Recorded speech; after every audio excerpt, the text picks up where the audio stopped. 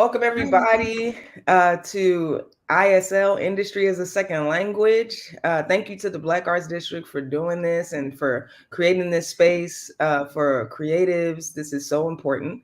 My name is Alex, and I had the great opportunity of working with the Black Arts District to curate this session today. And ISL, Industry as a Second Language, is exactly what it might sound like. It is helping you to be able to translate what in the world industry terms are, how to connect, how to get in, how to advance. So many creatives and artists that are probably tuning in or even watching this later. You're people that have skills. You have the skills, you have something that is valuable that people want to pay for in this industry.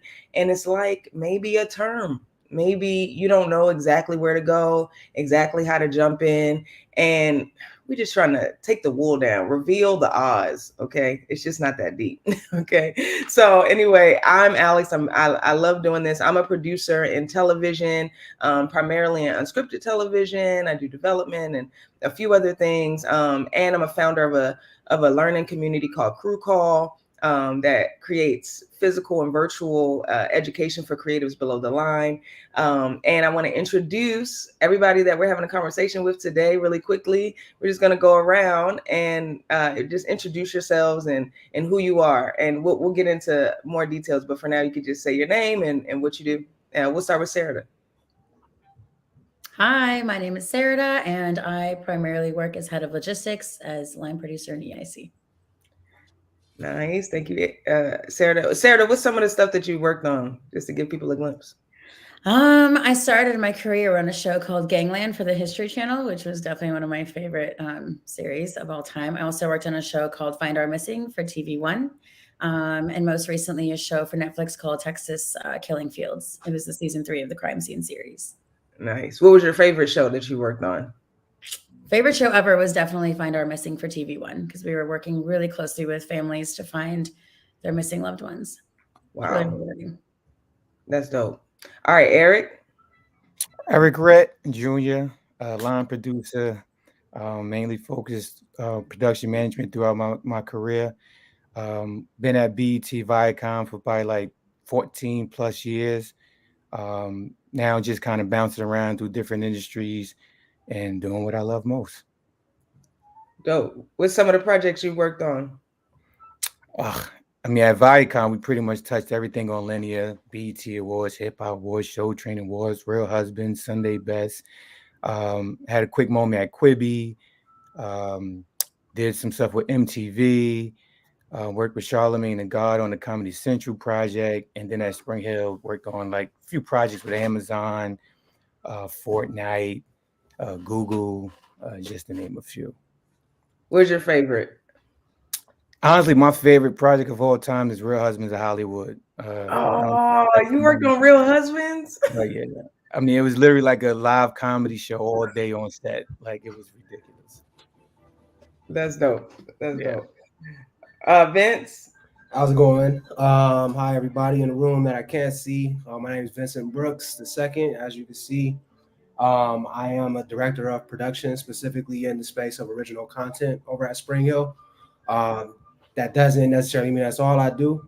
As some of these folks on the call might know, I tend to bounce around a lot of different areas at the company. Wear the hat of EIC, LP, PM, all the way down to PA. I'm very passionate about what I do, so I have no quarrels with, putting on a different hat to get a job done. So kind of I call myself production's go-to guy. I've been at the company since 2019, late 2019. So I started off with, very small handful of people working in the production department.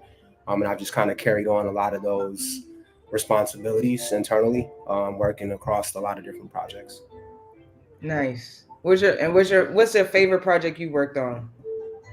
I mean, I guess I can kind of back up a little bit, because prior to being with Spring Hill, I was working at The Bachelor, and that's something that I usually mention. It's some very polar types of content, if you will. But ironically, I really will say my favorite times were probably working at The Bachelor. That was my entry into the industry. And, I had the opportunity to really do a lot of traveling and see a lot of different places, meet a lot of different people. So I would say that was definitely, a very fun time to be able to experience, that type of work, being on that type of grind. I'm definitely much more happier in a stable situation. That's awesome.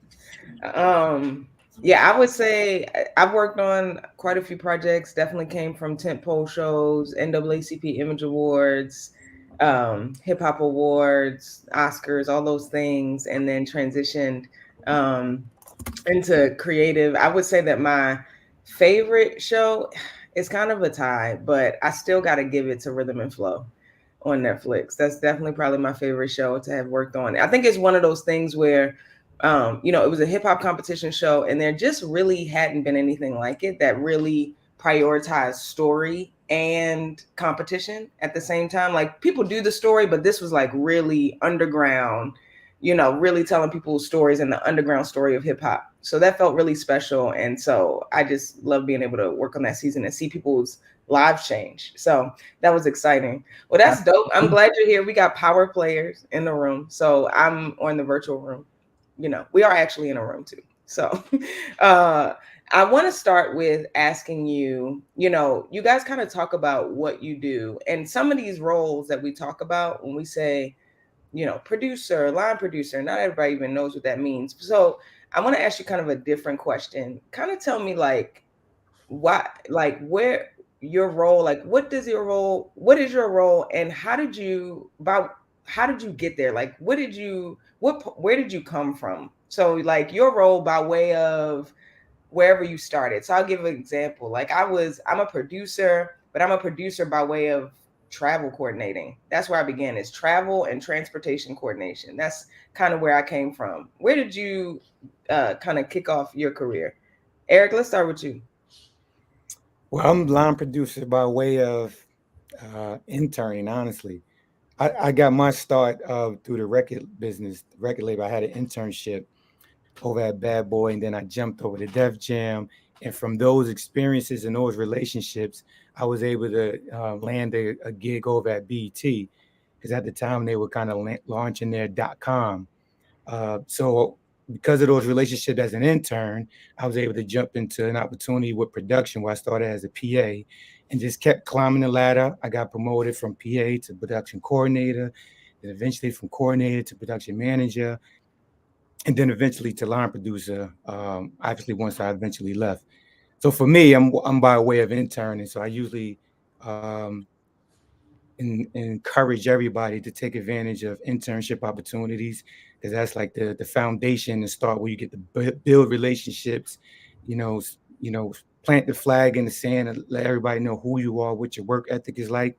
And you'd be surprised like how far that could take you, whether it's in um, that same division of profession or somewhere else, because now you got relationships that can help you move and maneuver. So I felt like for me, my internship really helped open up a door for me in production. And then once I got in the door, I just kept growing and kept going. I love production and production management, and I've been doing it for like 14 plus years. You're on mute, Alex. We can't hear you. Oh, terrible. Vince, what about you? I have a pretty much different story than Eric, but I am a director of production by way of a furniture mover, if you will. And I say that because I got a call in 2015, actually, around this time of the year. One of my buddies hit me up. At the time, I was, going through a different transition and, what I was doing in career-wise. He happened to call me like, hey, do you want to come move some furniture for $150, which was a PA rate at that time. And I went, didn't know where I was going. It was an office down in the west side of LA. For those of you who didn't know, I'm located in the LA area. But yeah, it was right off of Bundy, parked in the parking structure, go up, huge office facility, which I ended up learning was a post house, which had, 100 plus edit bays in there. And pretty much I was just moving furniture because they were swapping out carpet and painting walls. And then fast forward a year later, same friend who ended up becoming the office manager for that production company, which was NZK Productions, who runs the Bachelor franchise, all things that they do. That was pretty much him calling me back to see if I was interested in coming on as kind of like his assistant in the office. And then similar to you, Alex, I took on a role for being in the field as a transport coordinator. So not travel specific because of how robust their production is. But I was doing the transport coordinating, working with transport captains and stuff like that. And then similar to Eric, just kind of climbing up the ranks. I think from my perspective, once you get your foot in the door, your work ethic is pretty much what's going to get you to, get to these titles that you see underneath our names here. And that was pretty much what I did. I did that for about 4 years, and was just able to climb up the ranks, like E said, production coordinator. The Bachelor is a little bit different in terms of how they structure some of their hierarchy, if you will. So you might hear some terms from over there that might not necessarily align with other places that you might be working, which is why we are here. But so I worked my way up to what was called like a field production manager over there, which was running what they call dates, and a lot of just the in the field type stuff. And then I took a chance leaving that company, coming to Spring Hill in 2019, and I actually took a step down in terms of my title, coming over here as a production coordinator. And over the last 4 years, I've been able to work my way up to the director of production for original content now. That's incredible. I actually want to pause real quick before I come to you, Sarah, because you said something super important. I don't want anybody to brush past is that you took a step down to move forward. Right. And it's really, it's almost not even it's like the point that you said is you took a step down title wise, right, which is important. You didn't take a step down. You took a step down title wise. And I just want to emphasize that too, because I feel like as we talk about maneuvering the industry, it's about strategy all the time. When I was in production management, for 10 plus years and right at the point of line producing. And when I decided like I really want to make a beeline to be on the creative side, I went from line producing, making a certain amount per week that, that's, pretty good, to being a segment producer on creative, which reduced my income like more than $1,000 a week. Yeah. Right. But I knew that what I was investing in was a different trajectory. Right. And now I've worked my way back up beyond where I was making, but I had to make that call from my career. And I think it's so important. I love that you said that, Vince, because it's just so important to know that like you have control of where you're going at all times, and these titles are just, they're words that are moved around. You know what I mean? Somebody will call you executive producer just because they don't have no money. They're just like, cool, I got $100, but you could be executive producer. So what does it mean? You know what I mean? So it's so important to be grounded like that. I just wanted to highlight that. Definitely. You are absolutely correct. And, I guess that's probably why I don't really stress over, titles and credits and things of that nature, even to this day. But at the end of the day, they are relevant, in terms of how people presume or whatever, when you show up. So definitely agree though, in terms of highlighting it and making sure that people understand that we need to, declutter what goes on there. Yeah, for sure. Sarah. So I got to EICing by way of production assisting, which was my first job in the industry. And I have an English education background and writing and all that. So I wanted to be a writer for shows and I wanted to be a director and got into the industry. And then from production assistant, went to associate producer on the series that I was working, which was Gangland. On the series I was working on, that was like the next step up. And then just got really irritated with the way that things were being managed in general in production, not just on the show, but also on the show. But after so many years of associate producing, it was either go into field producing from there or production coordinating, kind of go this logistics route. So I went that route instead so that I could work on changing the way that things were being managed logistically, because I saw how, logistics really did like affect every single person on a production. And it just became really important to me to maybe be a part of, a change to stop undercutting people on their pays and stop making them work 500 hours for, nothing, and stop making them work 4 jobs for the price of one, and all of it that I had to go through. So that's why I went the logistics route. I love that. And I also want to pause there to say something that I gather from what you're talking about, Sarah, is like, you came in to be a writer, which is still not off the table, right? But you found a path that you wanted to pursue because you had a big why. You had a reason, right? And I think that's important too, like understanding that as a line producer, EIC, on the logistics side, you have a ability to affect culture, the culture of a show, how it operates, how it moves, right? And so for you, your why, what of the route that you took is, as far as like your position, was because affecting culture was very important. That's something that you want to do, right? And I think I want to emphasize that as well, because a lot of times, again, we got the shiny titles, the titles that pop up everywhere, the writer, the producer, the director, but do you know why? Do you know why you want to be those positions? Is there a reason? Because that why it actually will impact how you show up, to be honest. So if you don't know why you're there, and you're like maybe chasing the check or chasing the title, to Vincent's point, which is so good, like you do need the titles, they help you, they move you along. But if you're just chasing the titles, you could get lost. So you got to know why you're here and why you're going where you're going. So I love that. Thank you. No, it's true, because also with writing, like what you said about being able to do that, like I now do that when I develop shows, right? And I can write treatments, and I can write, bios or whatever, because also it's like, what is your style of writing and what do you want to write for? Like what goes along with what you just said about like why you're doing what you're doing. Because once I saw how much producers' scripts get redlined, I was like, I don't know if I can do that. I can't do that. It's like taking me back to college nightmares. I'm like, I don't want my stuff being redlined. I want to tell the story I want to tell, but you can do that when you make documentary films, or when you make your own, films in general, or projects or whatever. You can still do that. Or if you're developing projects, so I just found a way to channel it differently in a way that would work for me. Yeah.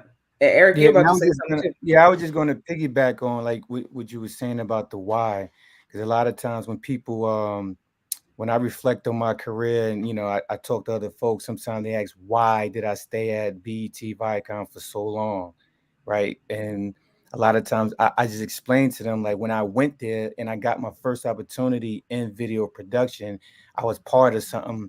I was part of the start of something, and we had a goal, and our goal was to build BET.com, make dope content for the culture, expand it, become like the top platform for the culture.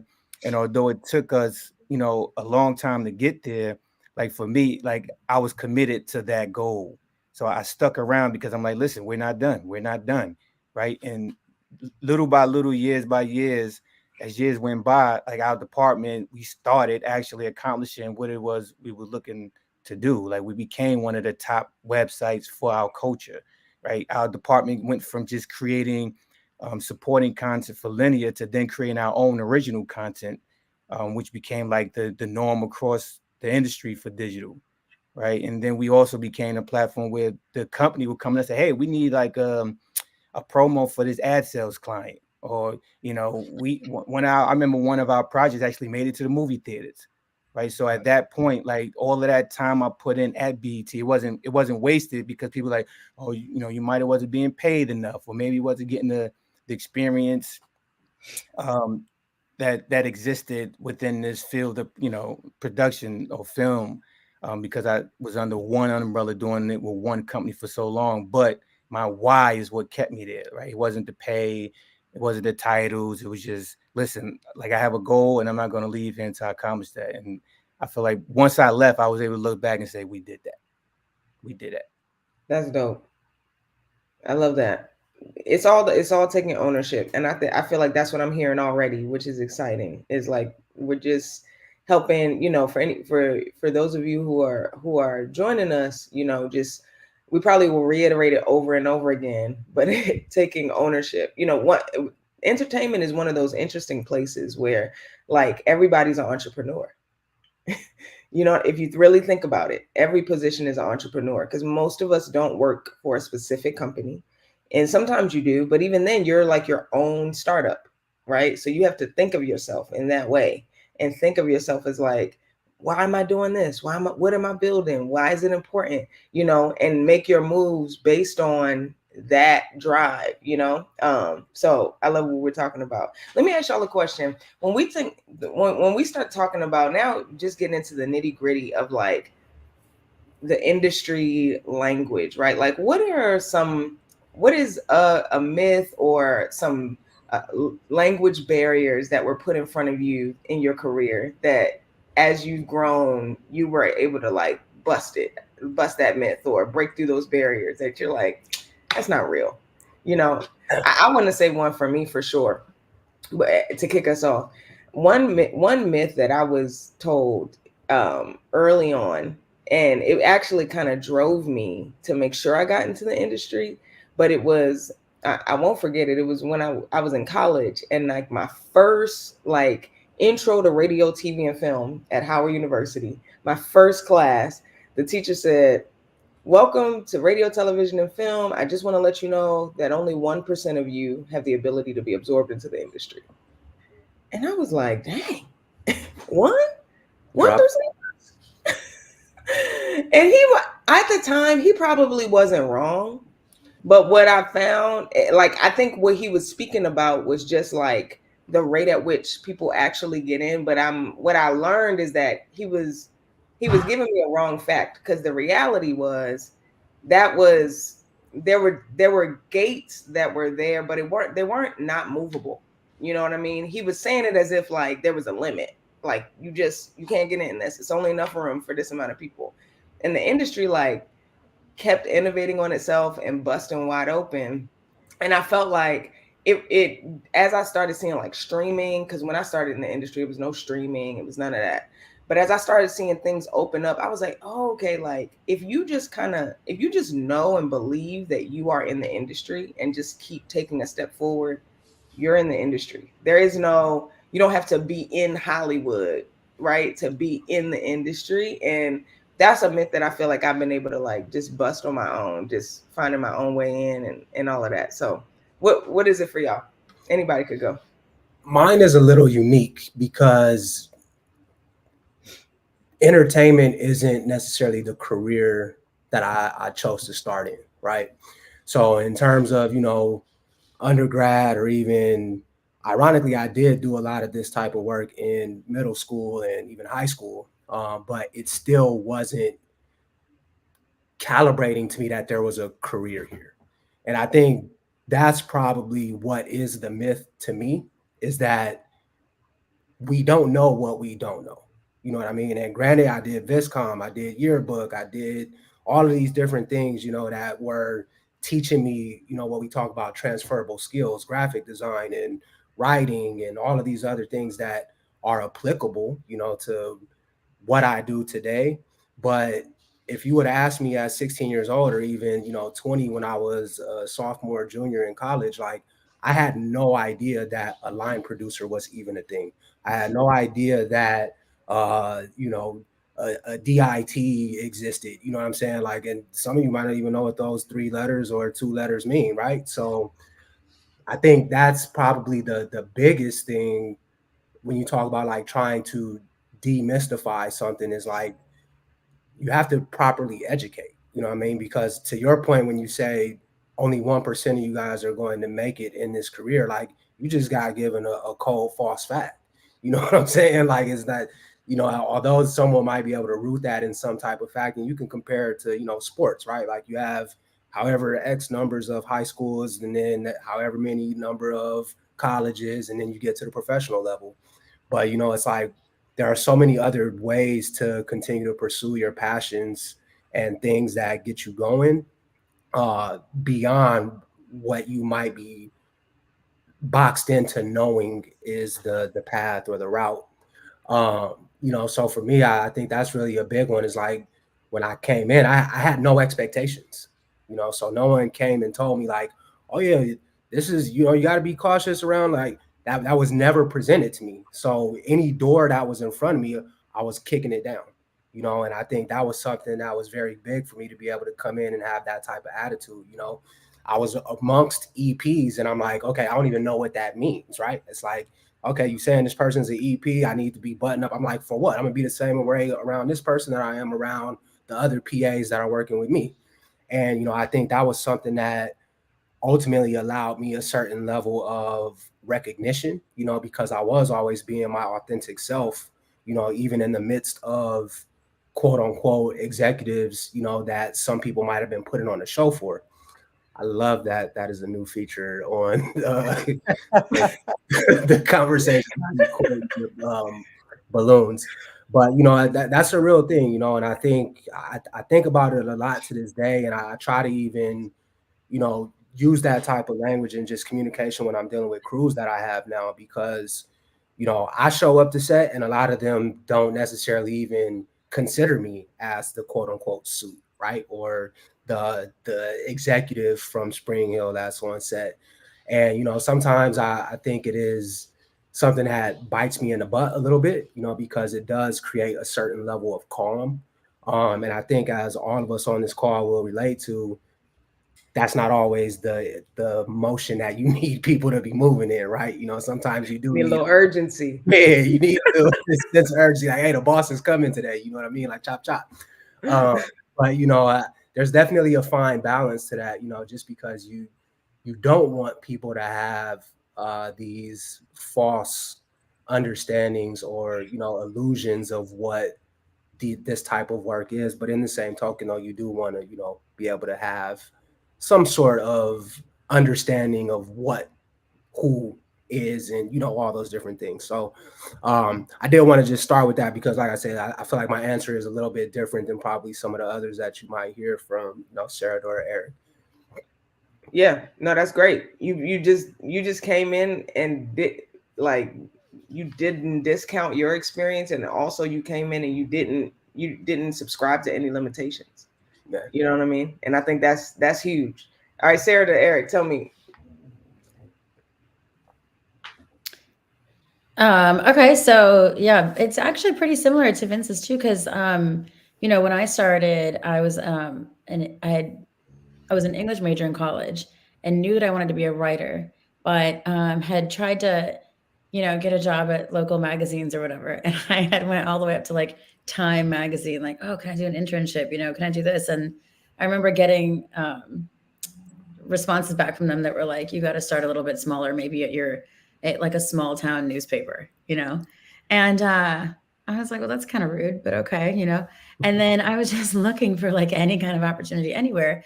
And one of my friends in Chicago was a nanny for this family whose neighbor was the director of development at a documentary production company in Chicago. And they had done, you know, American Justice and, you know, just a bunch of other shows that have been like really well known. So she was like, we're having a block party. You should come up and meet him, you know, and then maybe you can get in the door to talk to him. So I did. I drove up to Chicago, went to his block party, and he was like, yeah, I'll sit down with you tomorrow, you know, and we'll talk. So I go to his house. He's like in shorts and a t-shirt with kids running around. I'm like in full corporate attire, and I hand him my portfolio, you know, which had like everything except for any kind of experience in television and film. But I could work a restaurant. and and I had this English degree. So he looks at it and he's like, I don't understand. And I'm like, listen, I know I have zero experience in this industry. I don't know anything, but if you just open this one door, I promise you will never regret it. That's the only thing I can tell you. And it didn't work. But so then I basically hounded him. Like there was 6 spots for production assistants on season 1 of Gangland, and they hadn't hired any yet. So every single week he got an email or a phone call from me, and it was like 5 slots left, and then 4 slots left, and then 3 slots left, and then 2. And I was still like basically begging. I'm like, I'm definitely the right person. I know I am. And I got the last spot. And then I remember day 3 of starting the job, I went to my producer because it was like each episode was staffed with a producer, an associate producer, and a production assistant. So I went to my producer, not understanding how these hierarchies are working in general. And I'm just like, hey, so today my task was to go get B-roll, like find B-roll and secure it. But I don't know what B-roll is. Literally, his face was like just went whiter than the white that he already was. And basically he was like, what did you just give me? But I love telling this story because like all the job descriptions you see out there will say like you need this experience or like this degree in this at least. And all the production assistants that were starting with me had degrees in television and film, and I didn't. I was the only one.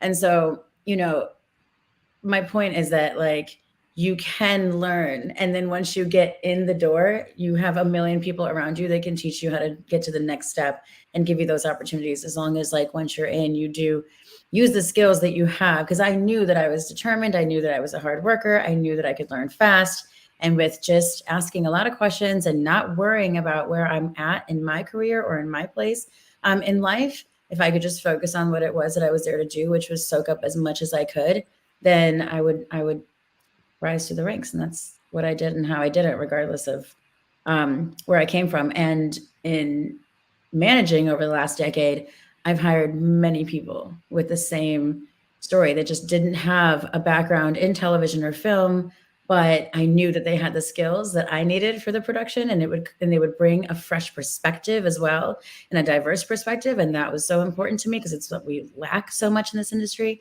And I think that when we're hiring, we have to really pay attention to what are the skills that people have, because you do need that fresh perspective on every production. And so yeah, that's a big one. Don't be afraid to go out for a job, even if you don't have the education or skills to back it. I mean, excuse me, or titles to back it up. I want to pause right there and highlight two big things that you said. One is ask questions, right? Just when we're talking about language barriers, again, this is called industry as a second language. When you don't know the language, say you don't know the language and ask. Because a lot of times, Eric, we talked about this, I think, but like a lot of times you're saying you might know what they mean. They're just using some weird term. Right? So the reason I want to emphasize that is because I think it's important to know that when you ask, you can ask and be empowered at the same time. You don't have to be lowly and ask. You can say, oh, I don't know what do you mean when you say B-roll? I think that's one of the best questions to say, what do you mean when you say, right? Because it lets people know that there's something you're saying that just doesn't translate to my natural language.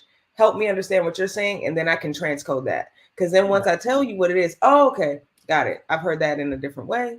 I understand now, right? Listen, So I want to highlight remember, that. Go ahead, Erica. Nah, I'm sorry to cut you out. I'm laughing in my head because I remember like that experience for me when when the company was going through a shakeup, and the new VP of production or whatever the title was came in, and, you know, analyzing the team to see who they want to keep, so forth and so on. So we was having a conversation, and they said, "Oh, do you know what a gaffer is?" And I'm like, "Oh yeah, the gaffer is the person." Now I said something silly as hell. I remember saying something real silly. And then he was like, no, the gaffer is the lighting director. I said, oh, yeah, I know that. I just didn't know you call it a gaffer. Right. So like I actually had that moment where this person was using a different term, asking me, did I know, you know, what this person was and what did they do? And I try to just go off kilter and say something versus saying, yeah, can you explain what is a gaffer? And then he would just say, oh yeah, I know a light director. Yeah, I'm familiar with a light director. So that was just a hilarious moment for me. And I learned after that experience, like never try to go off the top. Just be honest and, you know, ask the question and then just go from there. Yeah, it's true, because it really is just your success in the industry is really up to you, and you know what exactly your goals are, and not having an insecurity or an ego. Because like when I was in that situation, I was a 26-year-old and all the PAs next to me were 21 or 22. And I remember just feeling like, man, I've had so many jobs and lived so much life at this point that I don't even want to, like, you know, go back to, you know what I mean? Like to be getting coffee and stuff. But at the same time, I knew that this was going to lead somewhere else, and it did. And it also I didn't care like what anyone else was thinking about me because they weren't paying my bills. Mm-hmm. I knew I had to get to the next step, and whatever I had to do to get there, I was going to do, and then make changes along the way, because whatever structure is in place isn't the structure that has to stay in place. And if anything, like everything in life, it has to evolve, and it can only evolve if we have the same communal mindset. Mm-hmm. Yeah. That's real talk. It's funny you mentioned that, man, because I swear I still have moments like that to this day. You know what I mean? The reality of it is I don't know everything, you know, and I haven't touched every type of production, you know, and as much as I continue to strive and make strides in my career, I'm learning daily, week to week, you know, at the least. You know, there's terms that, you know, I'll get invited to a call, maybe working with our brand team or something like that. And I don't touch a lot of branded business. So, you know, the realities of it is I'll get into those calls and sometimes they might say something that I don't have an immediate understanding of a particular 3 letters that they chose to use, right? Fortunately, you know, I'm able to take the context around it and can kind of, you know, figure out what those 3 letters mean based on the context of a sentence. But the truth of the matter is, you know, I might have to be doing a quick little search on the side. You know what I'm saying? Like, what does RFP stand for? You know what I mean? And or what is whatever, right? So those are real realities. You know, I think you hit it on the head. You know, just in terms of not having a problem with being able to present that back to someone and say like, hey, you know, I'm not familiar with that. Actually, can you what? Okay, you use those 3 letters like everyone's supposed to know what they mean. And I had one actually come up the other day. It was I can't remember what it was, but I had never in my life heard the term. It was like something to do with a pre-production meeting or something. It was like PPM maybe or something. PPM. Yeah, and I was like, I've never heard someone reference PPM before. I like, but yes, I know what a pre-production meeting is, right? Right. So you know, I say that because we are all going to always be learning daily, you know, and I think that's something that you never want to lose because, like both Alexandria and Sarah are both saying, just in terms of the evolution of the industry, you know, from not having a streaming division, from working on .com and like all, like we're now at a place where we produce content specifically for Instagram and TikTok, right? You know, so our industry is constantly evolving. You know, the way people consume content is going to continuously be changing. And, you know, I'm not going to have the most hip and insights as the 19-year-old freshman in college. You know what I'm saying? So I'm constantly trying to invest myself into those different areas to where I can educate and, you know, have them put me up on game as I refer to it, you know? Yeah. And I want to, you know, the second thing that you said, Sarah, that really transitions us actually is you talked about getting people on board who have transferable skills. That is also very, very important. One thing about, to me, when I think about the entertainment industry, I look at it as a continually open job board. Like there are always jobs open, always, always, always, always. And Yep. you need to know, which is what we're about to get into right now. And Eric, I don't want to forget about you. I want to come back to you if you had a myth to mention, but Yeah, I do I want have to get, something. what'd you say? Yeah, I said, yeah, I have something. I'm gonna come right back to you, but we're gonna get into this right now. We're gonna get very tactical and just start talking about pre-production, production, and post, and those roles that are available. But knowing transferable skills is super key because it helps you to pitch yourself. It helps you to know what you can do. And again, you know what you don't know what you don't know. So again, you allow yourself to ask questions. If you don't know the term, if you're like, I don't know what that means on the call sheet, whatever it is, you have that. But if you have the skill set, like there are people who I know that work in admin roles, and it's like you could totally be a production accountant.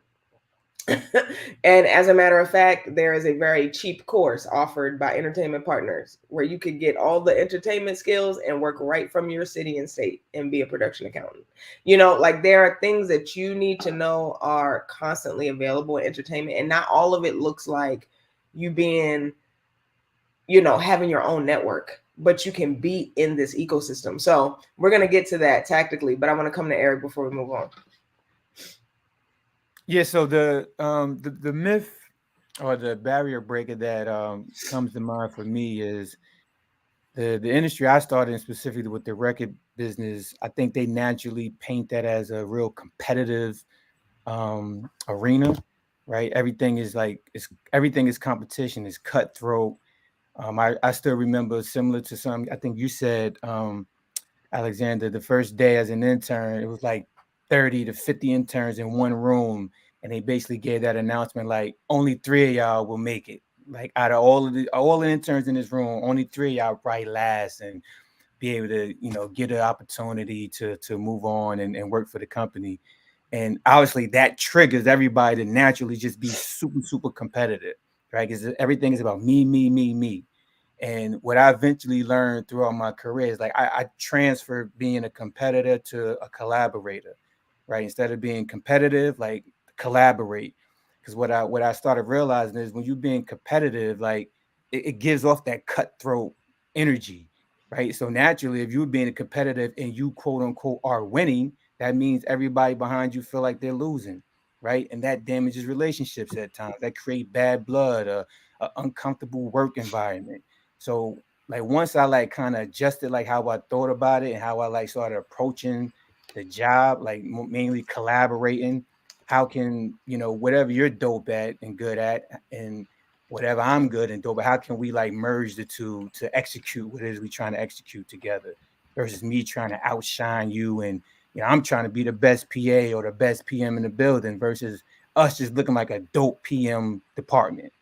Right. So for me, like I conquered that. And I always try to inspire kids and everybody upcoming, like don't get caught up in being like competitive because like the competitive, like obviously you want to push yourself and y'all want to be able to push each other and motivate each other, but try to find a do it way where it's collaborative and it's like is goodwill. Don't let being competitive um like turn into something like evil and negative and cutthroat because a lot of that exists in this business.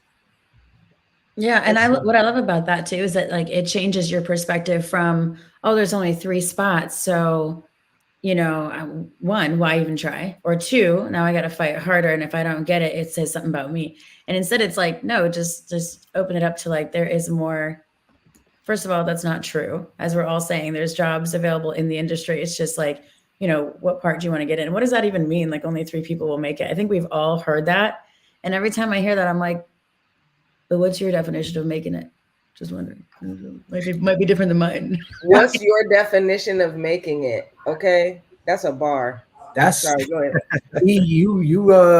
I love that you mentioned that, man, because it's something that I think creates that dog eat, crab in a bucket, like, and especially us in the Black community. I think that's something that's embedded in our culture, especially those of us who come up, in urban areas, whatever, right? It's like there's just always this constant notion to where you have to compete with the person to your left or right. And the truth of the matter is, I work with both of you on this call at the company I work for, right? So here we are, a perfect example of my left and my right. There's a place for both of us. You know what I'm saying? And like, the truth of the matter is, even I now still get a shit ton, excuse my language, a bunch of alerts for, different jobs within the industry, be it PM level on up, even heads of production, whatever for, and again, it goes back to the way that the industry is evolving, right? Because there's so many different ways and types of content that can be created. I mean, any of us on this call, although we work in video production, can take our skills over to experiential, right? Can take our skills over to something else. Because at the end of it, like you were saying, Alex, the same way that someone can go be an accountant, I probably could take that course and decide to make a career change, right? Which, as us on this call would know, line producing is heavily accounting based. You know what I mean? That's what we are doing when we are controlling the line, is accounting our books. So I highly want to encourage folks to definitely not get caught up in that mentality of, oh, if this person has that, then I can't have it either. You know what I mean? Because there's always going to be room at the table. You know what I'm saying? And like, you just have to pretty much figure out what you want on your plate. You know what I mean? If you want to look at that metaphor. I love Yeah. that. So look, here's what I want to do. I want us to jump in a little bit talking about pre-production and get a little tactical for a moment. And then we got some questions coming in already. So I do want to, we'll stop between each one to kind of like answer some questions as well. But I want to take a moment now to just talk about, you know, so ideally, we can start to meld these together. We don't have to be as linear as I'm saying, but when I say being tactical, to me, it's one of the things that's very important is for people to just kind of know, like, what do we even hire at this stage? Like pitching me to be an editor in pre-production, like it's not, I don't need it yet.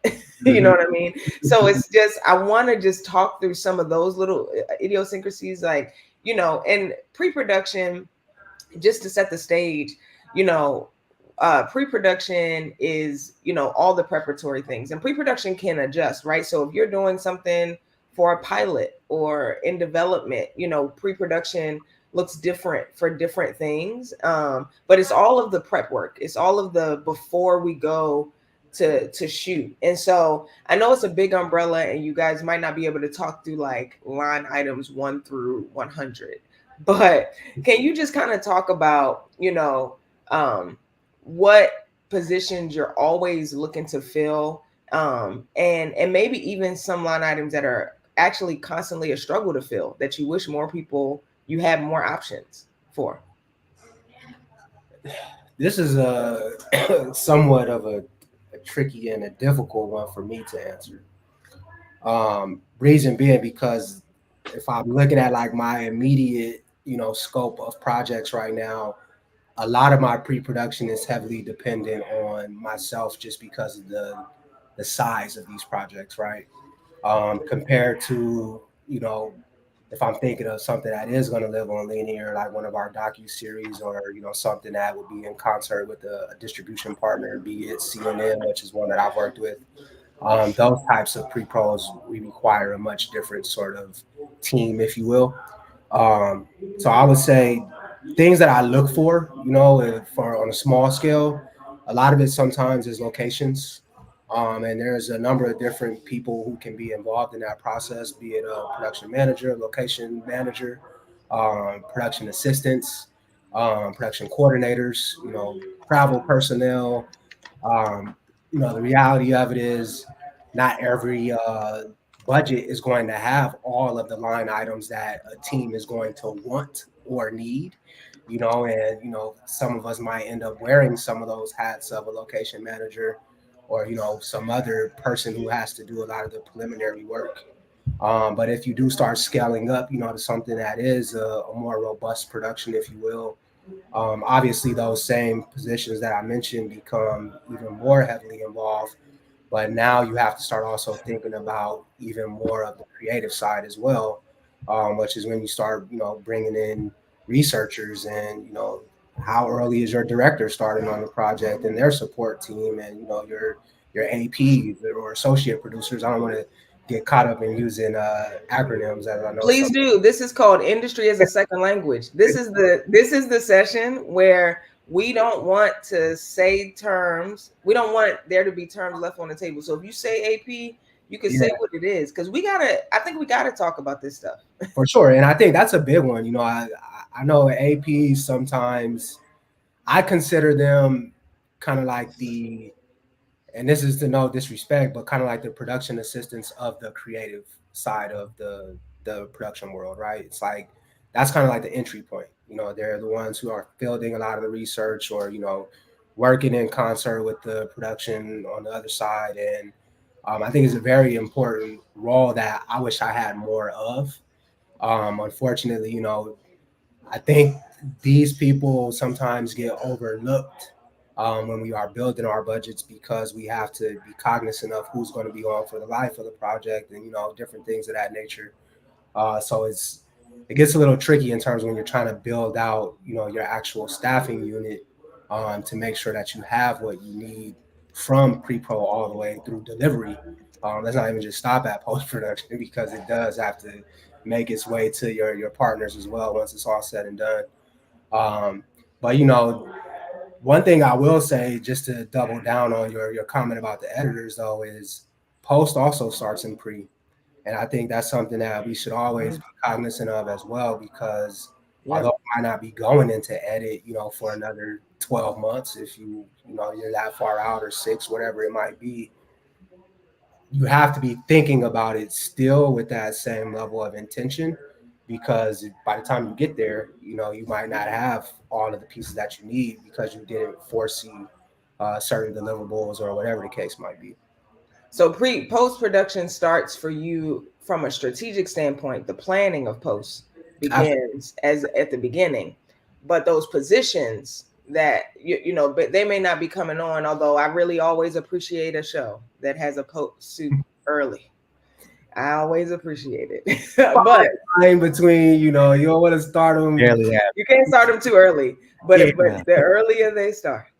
But no, to your point, is what I understand that you're saying, just if I can recap, is that there are pre-production varies. So knowing what you're walking into, right? So if it's a small effort, if you're let's say you're a production manager, right? Or if that's something that you're going into, but it's something that's a small project, we're just like figuring it out.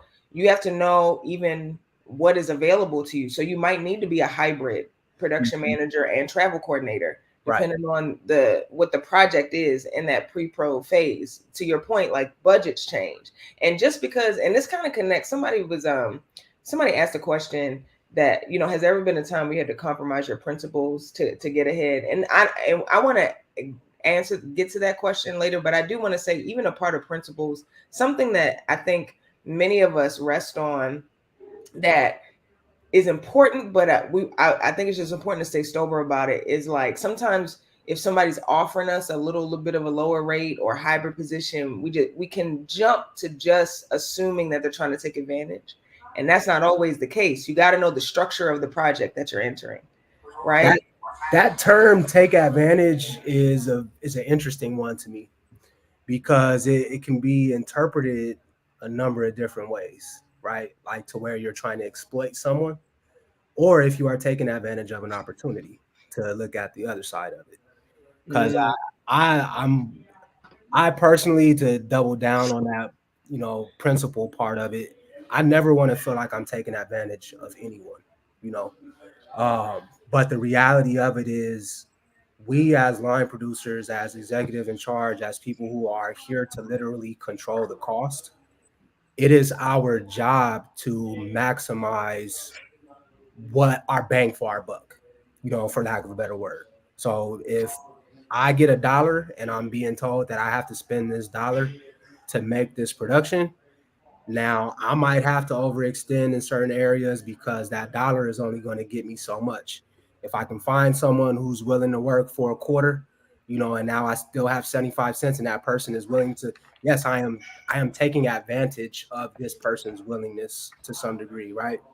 But in the same token, I just, it means a lot to me, because I never want to exploit anyone. And I think that is probably the biggest part of it for me that I would want to drill down on, is the exploitation. Because to me, once you start exploiting something to that effect, that is when you are truly taking advantage of an opportunity or situation. And again, not in a good way. The exploitation is not a good way. But again, kind of like you, Eric, your why you stayed at BET for so long, right? It's like you understand the mission, and because of the mission, you do certain things that you might not do in other circumstances, and that's what allows you to be great at what you are doing, because you have a different motive, a different mission, a different principle that is motivating you. And I think that's excuse me if I'm going away from this. Nah, but I think that's key, because if I had to, when I analyze it honestly from a business standpoint, I say absolutely BET Viacom, I won't say took advantage of me, but they took advantage of the opportunity to keep a great worker for cheap, right? I wore many hats. I did a lot, been there for years, and I obviously didn't cost them as much as the market would have not normally cost them for a person with my type of work ethic. So to them, I'm sure they feel like, oh yeah, we're gonna take advantage of this opportunity. But I was there because, again, I was on a mission, and I wanted to accomplish something.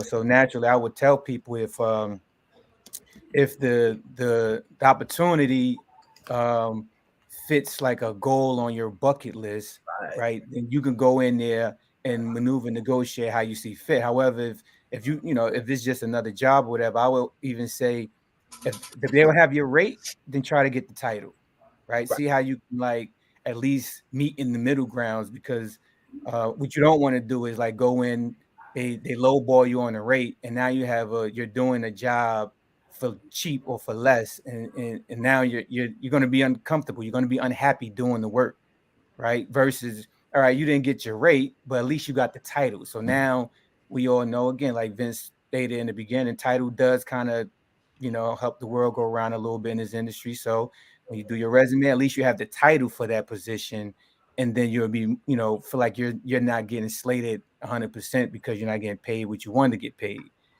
So it's different ways to look at it to make sure you're still walking away feeling good about it, versus just going in. If you get a title, you're underpaid, and they have you trying to wear multiple hats. I mean, at that point, that's the 3 strikes. Right. It's, I mean, at that point, it's 3 strikes. And I think here's what is important. I want to come to you too, Sarah, about this, because what I want to reiterate that I hear both of you saying, and it's been a recurring theme, and I'll keep bringing it to the top, is ownership. Taking ownership of your journey, taking ownership of where you're going. Because even this idea, the reason that I wanted to highlight that thought that is in the back of everybody's minds, and I had it early in my career too, about the taking advantage, is that you got to know that like it's just as much power in your hands as is in theirs, right? So the questions that you ask, like your interview is your interview too, right? Like they're interviewing you and you are interviewing them. So ask the questions that will help you know what you're walking into. So I always and guess what? Every single show, I learn more questions to add to my interview. I did a docu-series that comes out on Wednesday, shameless plug, on Netflix, High on the Hog season 2. But when I did that show had no production management in the field. None. Wow. So as a producer, I was doing everything. My AP was also the COVID officer. It was wild. Guess what? I'll never not ask again. You know what I mean? I just assumed that production would be in the field. It's unheard of to me, but things are changing, and people, again, it's no slight to the line producer, because to Vince's point, people are trying to get the best bang for their buck. I think not everybody's created equal, right? And not every line producer is the same, but get to know who's hiring you. You'll get an understanding of their structure, of how they operate, how they're approaching things, and ask specific questions so that when you enter, like to Eric's point, you can either get your rate, you can get your title, or maybe your move is like, I just want to be in this ecosystem. Maybe I want to work for Spring Hill. And I'm like, man, Vince only got $5. No, it's not 5. But I'm just saying, it's like he only has a minimal rate for me, and he can only give me this title, but now I can get into the ecosystem of Spring Hill. Right. And now I might be able to move through other projects. But guess what? That's all a decision you get to make. My big thing, if you take away nothing else, I'm going to reiterate this over and over again. You have the power, and you have the power on how you move and how you make every step. So, Sarah, I want to come to you. I want to talk too much, but I just want to reiterate that before we get too far. Yeah. And, I have a million stories on ways in which I was taken advantage of in this industry. But I will say this, that like one of the things that I started doing is like, especially once I got into management, and, everyone here can attest to this, that once you get to certain levels in industry and get to certain levels of management and you're in certain rooms, you get to hear the conversations that are happening, that are forming the entire structure of, a project and why certain decisions have to be made the way they are. And I've sat in on forums, like PGA forums or whatever in New York, LA, Chicago. And I love to just sit in on them, this is before I joined the PGA, but I like to just sit in on them and just hear the complaints. And 99% of them are all something logistics where someone feels like they're being taken advantage of. Like my kit's not being paid for, my parking's not being paid for. There's a million different producer titles, and I can't figure out from one genre to the next, what the actual job title is for them, right?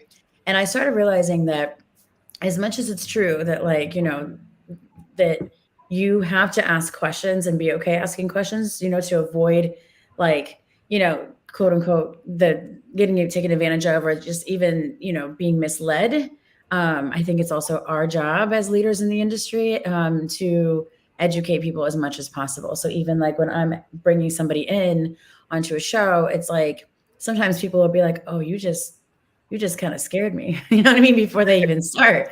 And I'm like, good, because if you come in fully prepared, then you have two choices: either, get the tool, find the tools that you need to succeed in this position, knowing what all your challenges are going to be, or just step out the way. You know what I mean? And like the next project might be for you, but not this one, because I think it's really important that we set expectations clearly on what exactly everything is. No, you don't get a kit fee for this, or no, you might have to be working 7 days a week, or you might, you know what I mean? It's just like making that clear. Because one thing I learned is that there's a lot of things that people just don't know. Even people that have been in the industry for 30 years, they just don't know because they're not in those rooms where the entire project is being formed. The job descriptions are being formed, the logistical structure and monetary limitations are being formed, and why. And then also another thing is always like their first thought, I don't know if you guys have dealt with this, but I hear it often that the first thought is always like, oh, well, the production company is just keeping all the money, or the network's just like, they're just keeping all the money. The rich are just getting richer. And I'm like, that's true, but not in this situation. Let me explain this to you, So I think it's also like on us to educate people on things that they don't even know. Yeah. It's funny. Oh, go ahead, Vince. I was going to say it's funny to hear her say that, because like I really find myself in a unique position sometimes, because I do ride the line of this title of director of production, which is, someone who sits under our VPs and et cetera, a particular way. But then I also find myself, truly LPing, EICing the show. And it's like, for me to have that visibility, to Sarah's point of like what's going on in these conversations, where you find yourself in these rooms, the reality of it is far and few is the company really, being able to take 50% of a margin, you know what I mean? And that's why we're paying so-and-so X rate or whatever it is, right? So to go back to the demystifying of it all, I do want to demystify that, for our viewers, is that is a very false assumption that, production companies are just sitting on a wealth of profitability, you know what I mean, from these transactions that doesn't necessarily always exist. As all of us can probably relate to, we get in predicaments and trying to squeeze and be tight with budgets, just to sometimes just break even, you know what I mean? So that's I thought it was very funny that you mentioned that, Sarah, because it's so true that, even PMs that I bring on or other people are like, yeah, man, they probably not, and I'm like, little do y'all know, like it ain't that sweet. But well, one of the things, if I can jump in, one of the things that, and this is not a hireable line, but even just to add to that demystification, right? There are so many lines that have to be paid for that aren't people, but they aren't, they are very expensive and you just don't know about them. Like fringes. Fringes are so expensive. Fringes are the payroll taxes that your production company has to pay just by hiring you. 22%. 22%. So if you get paid $3,000 a week, 24 in New York, right? So if you get paid $3,000 a week, and you multiply that by 4 weeks, let's say you get paid that $12,000 for the month. The company, if you don't have a loan out company, if you don't have your own S corp, the company has to pay fringes on your payroll, which is 22. You said 34%, Eric? 24 in New York. 24%, 22 to 24%, and it changes in different places. So that the company has to pay that on you as an employee. That's money out of the budget. You have to, if you're a union show, we have to pay SAG fees. They have to pay if it's you have to pay IA fees. Like there's all kinds of things that come out of a budget, and it doesn't all come down to being taken advantage of. So I just want to reiterate that point as well. But also coming back to roles, I want to ask y'all this, and you don't have to feel limited to pre-production or production, but this is important to me. When you're hiring, what are some of the roles that you're like always like scrounging for? You feel like that I just can't keep enough good people in these departments. I need DITs. Like DITs is a big one for me Break because that down. Tell the folks what a DIT is if they don't know. so a DIT is a digital imaging tech, to be technical. But basically, those individuals, when it comes to being on set, are kind of like media managers. That's another term you might hear used for them. But basically, someone who's going to take the responsibility of ensuring that what was in that card makes it to a drive and ultimately gets back to the post production. Um, and the reason why I'm starting to drill down on it a lot more is because doing more original content, we have some of the slimmest budgets, in comparison to something linear and whatnot. So, going back to what you were saying, Alex, and trying to fit all of these line items within a $5 budget. I'm just using this to give an example. None of our budgets are actually $5. But you can scale it up or down however you want to make sense of it. But if we have to have 3 camera operators, a camera assistant, camera assistant might not have the ability to go and do the media transfer because they're swapping out lenses and doing all the other things that come with ACing, to bring another acronym into the conversation, assistant camera. So for me, I'm trying to be more strategic in how I am looking to staff that role, just because the media security is such a big thing at this point, and we have, run into issues where it wasn't happening or didn't happen the right way, and that created its own set of problems. Which again, like I say, post production starts in pre. So if the media and the footage isn't making its way back to the post team, then we have no post production workflow to even dive into. So that one is a very key one in doing digital content because of how slim our footprints usually are, and trying to make sure that we're not, especially when you think about having to go into people's homes and, doing things where you can't have a heavy footprint. I was looking at one of our call sheets the other day for one of our projects, and I was like, damn, there's like 25 names on this call sheet. 10 people are probably going to actually be on set. But again, this is all of the individuals that make up, what we are supposed to be doing. So now that is one that I would say, again, just the DIT for sure. Yeah, I want to say one thing about the media manager too. Just as we're talking about transferable skills as well. If you are a videographer, like let's say you might be somebody that doesn't have, maybe like I don't have that industry credit yet. Especially you folks that are doing videography, editing, like on a local level, you're doing all of those wraparound things. Like media management is a very great way to enter the industry, right? Because you are used to being your own media manager.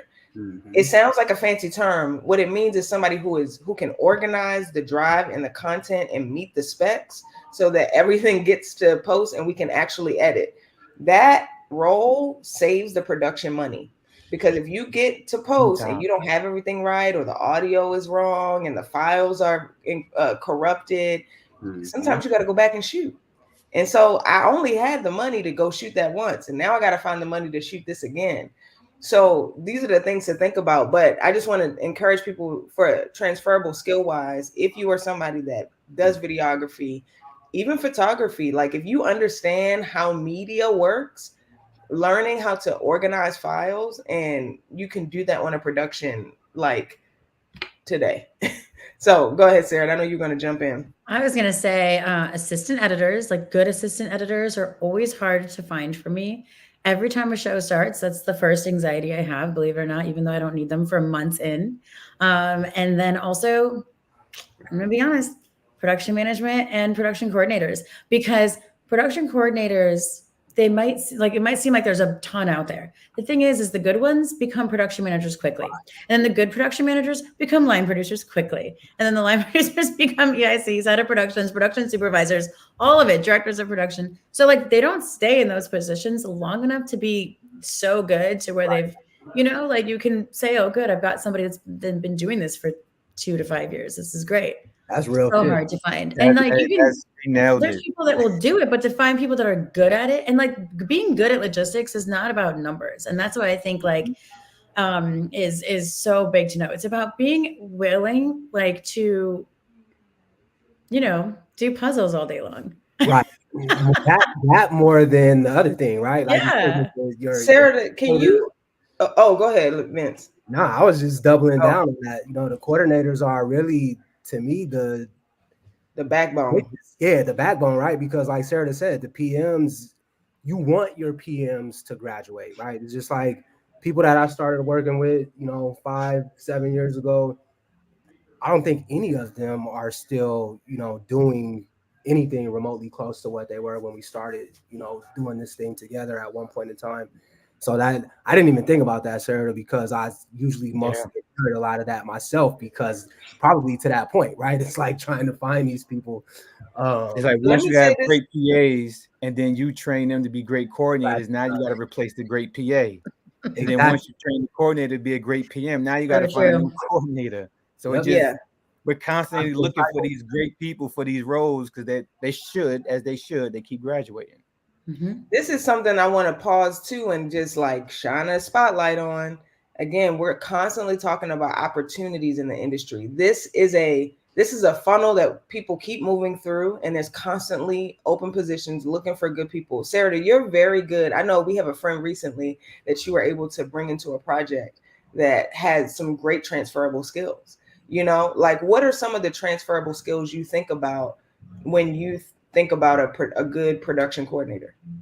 Literally someone who is determined, relentless, and someone who likes to put puzzles together. That's it. And if you're somebody who is detail oriented, you know, and for me, it's really about somebody who cares. Like, do you actually just care? Because the thing about production management is really just caring, because you are literally taking care of so many people on the show on every level, from their paychecks to their travel coordinations, what kind of hotel you put them in. Are you being thoughtful? Is it next to restaurants? You know, do they have parking? Do they have to pay extra? Like, did they eat enough today? You know, like what do those schedules look like? Like to, you know, just wear and tear in general. Like, and it comes up in the tiniest details, you know, like, oh, well, this hotel doesn't have a free breakfast, you know, well, then is it next to restaurants so they can get food? You know, you just have to care. I'm glad you said all of that and didn't mention critical thinking. Yeah. Because that's usually what we sum it up with, right? Is like being critical thinking. But you can interpret that so many different ways. Yeah. So I'm glad that you didn't mention that as, you know, what you look for in a good PC or PM, because it does extend. Granted, that is the way to sum it up, right? Like you gotta have good critical thinking skills. But like another one, my comparison with that I would say is similar to like you saying puzzles is Tetris. You know, as the bricks keep falling down, can you line them up and clear? Wait, I have to show you this. On my phone is this game called 1010, and it's basically a Tetris game that I play. I play Tetris 500 times a day. I play this game. I'm the same way. And I think that is something that is like, I'm gonna be cliche here and say a building block for production management is having that understanding of how everything fits together and, you know, clears itself out. Like my goal is I need to clear out that bottom line to reference the line producer part of it. All right, is like, how am I clearing the next line of my task? Yes. And things are just always falling, you know. And I think sometimes that, you know, we're down there trying to catch it all, you know what I mean? And it's like sometimes it gets crazy, but that's why you have to have good people around you to really understand like how that all kind of comes together. Ultimately. Absolutely. And also like Alex, the friend that you're mentioning, I had another friend like her too that I brought on another show recently. And I'm going to say it because it's a little bit more personal, but I'm going to say it, like being like, you know, a female, but also being a mother.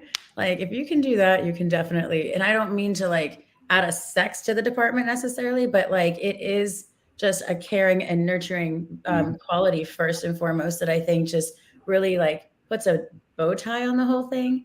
But then on top of that, it's like, again, if you are someone who can put puzzles together and all that other stuff, that's just like an added element. And sorry, I got all excited when you said the mother thing, because I'm like, no, say that with your chest, because that's important. No, here's the thing. Like, no offense to anybody else. I am a mom of two. Now, let me be clear. I've been in this industry for a minute. So I was in the industry when you kept your pregnancy a secret because you might not get another job. So I remember with my daughter, who's 10, so we ain't talking about that long ago. I remember hiding in the closet to pump, right? I remember celebrities banging on my door to come talk to me, but I was in the bathroom pumping and I had a key, APOC that was protecting me, right? So I'm telling you that that's why I'm like, no, say that loud, right? Because we are also in a unique space in the industry now where who you are is actually welcome. And it's always been that mothers kill it because mothers ain't got no time. Right. I don't have time to be here all day on your 12-hour set. So what you need me to do, I'm on it. So if you're a mom watching this, I just need you to know too, especially like if you're a mom who does event coordination, if you put, programs together, if you do any kind of like logistical things and you're like putting those pieces together, shoot, even if you're a stay-at-home mom, you putting together pieces of a kid, you know how to deal with the puzzles. That is a transferable skill. So I want to shout out 2 women that I'm working with right now that literally check this box. Brittany Gooden and Natalie Macheke, both PMs. Brittany Gooden is about to have her baby, and Natalie has a daughter as well. So I love that I get the opportunity to work with the volume of women that I do at Spring Hill, because I get to see exactly what the both of you are talking about daily. And I agree with it wholeheartedly. I was raised by a strong woman, same way. So I see a lot of those same qualities in myself just because of how I was raised. But that's a very good point. You know what I mean? And Eric, I know you're a father. So, I feel like those same features are transferable for people who have that same level of compassion and passion for their loved ones, because they bring that to work each day. But like you said, Alex, I ain't got time to be on your 12-hour set. So if we can reduce this down to 8 to 10, whatever, and I can get back to my kid, then you know what I mean? That's what this is all about. Even if it's 12, like it's got to be a productive 12. This got to matter. 12, yes. That's what I'm saying. Parents are going to show up and it's going to matter. Yes. But I did want to add a role to the list of folks we're saying is like scarce. Like I usually have a hard time finding when like crewing up, and that's legal clearance coordinators or what we call archival producers. Because like especially in the documentary world, like you need the legal clearance person, the archival person. That's huge for those type of projects, because you need. I have a million people if you ever need recommendations. Oh yeah, I need a Rolodex. My Rolodex is thin great when it comes to those 2 categories. Having people who know how to do the proper research, get the proper contacts, how to reach out, how to negotiate, and organizing that stuff too. Oh my God, the log, the archival log, that can blow up a project if that's all over the place and messy, right? So those 2 roles has been real key for me, and it's been scarce. So yes, Sarah, I'm at the definitely checking with you if you got to roll it those roles. Eric, thank you for mentioning those 2 roles. I just want to real quick, just in case anybody doesn't know what those roles mean. So archival producers, when you look at a project, when you look at a documentary, you're watching it, you're enjoying it, but the next time you look at a doc series, just pay attention every time it goes to a picture or it goes to a video that's like from history or something, or even a video that's like you're watching somebody have an interview and then it goes to a video of them somewhere else, right? It's just B-roll content from elsewhere. All of that, that's stuff that has to be brought in and cleared and found, right? And they have to find that content and it has to be relevant. Like when we did High on the Hog, one of the episodes that I oversaw was about the Harlem Renaissance. So tough. So tough because we were just not able to find like a lot of good digital media that fit with all of the narrative that we were trying to tell. And we didn't have, my AP was also like our archival producer. Shout out to Sherlyn, man. Like wherever you at, that's my dog. She's not even an AP for real. She's really like higher than that, but she just did all the things. But archival is like a very important skill, and I want to separate it from clearance coordination. As you Right? should. You're right. Because Yes, we should. right, because you have clearance supervisors. There's an incredible brother, well, he's not a brother, but he's cool.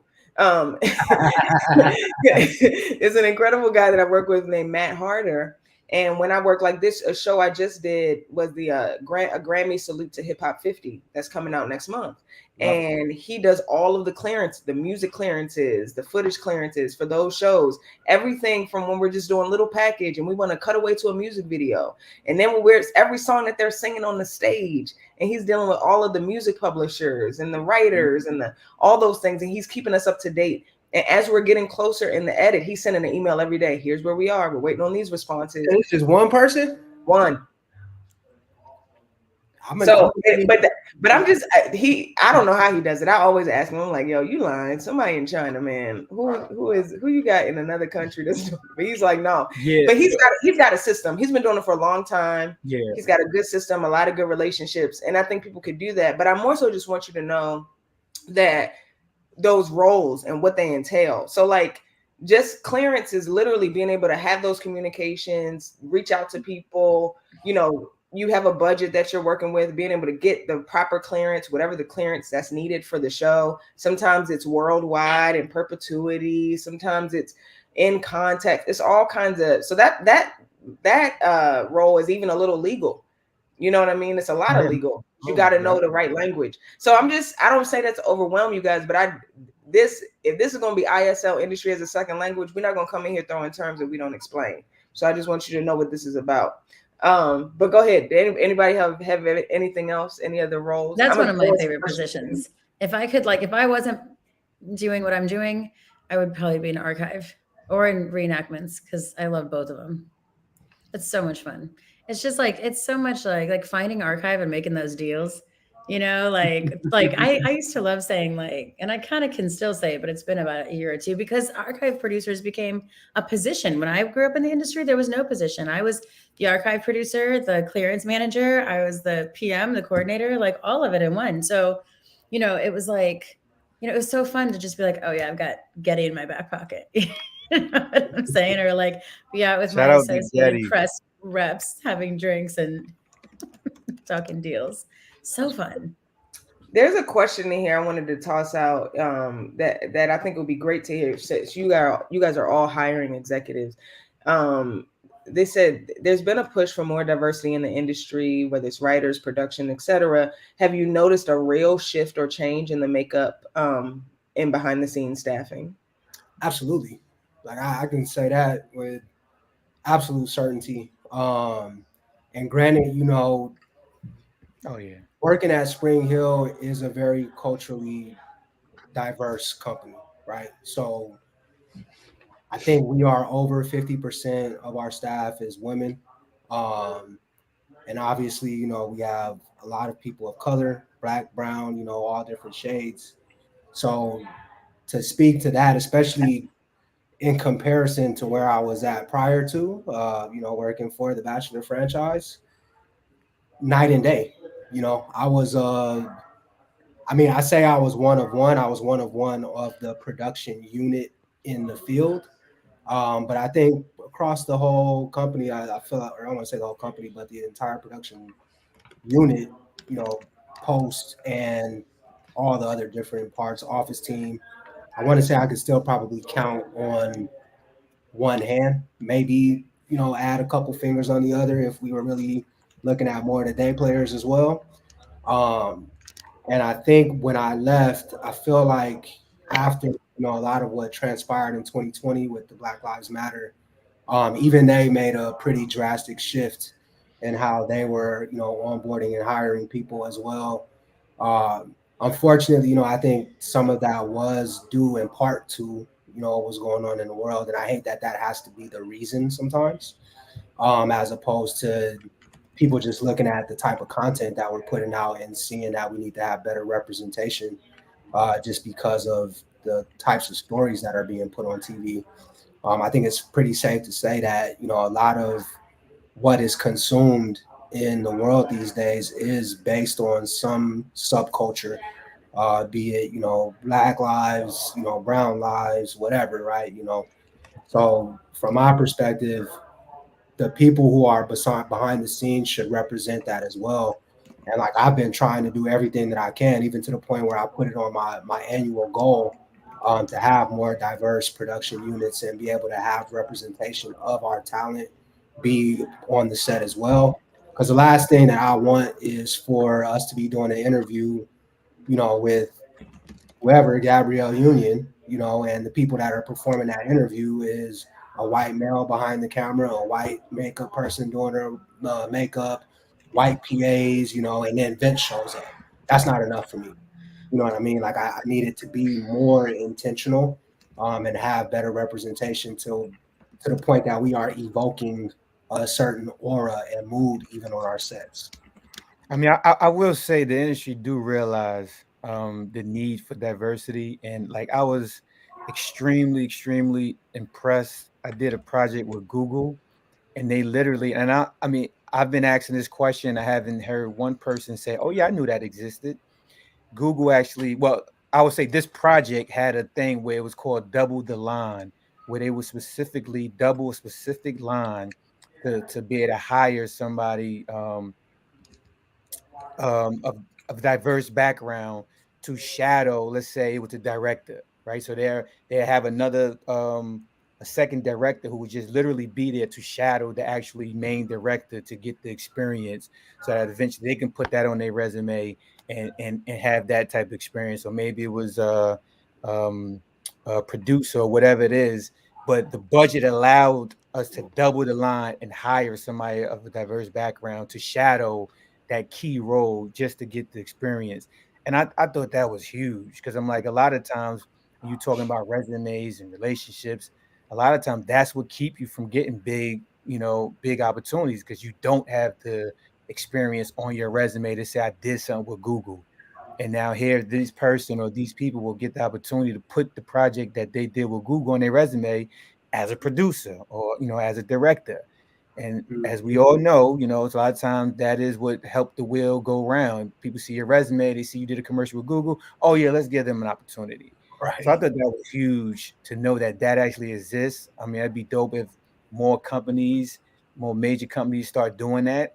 And we can all make a conscious effort to do it honestly in the budgeting phase. If it get approved, good. If it don't, at least we tried.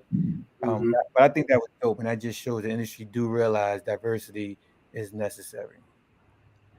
Yeah, and I want to, if I may, one thing that I think is always important is I think when we talk about the industry, I always look at it like Oz, like we treat it like the Wizard of Oz, right? So the industry makes it feel very big and very like this is what's happening, but the reality is like you three are the industry. You know what I'm saying? I'm the industry, Mhm. right? And so and I think yes, there are these big overarching initiatives that are, some of them are keeping their word, some of them aren't, right?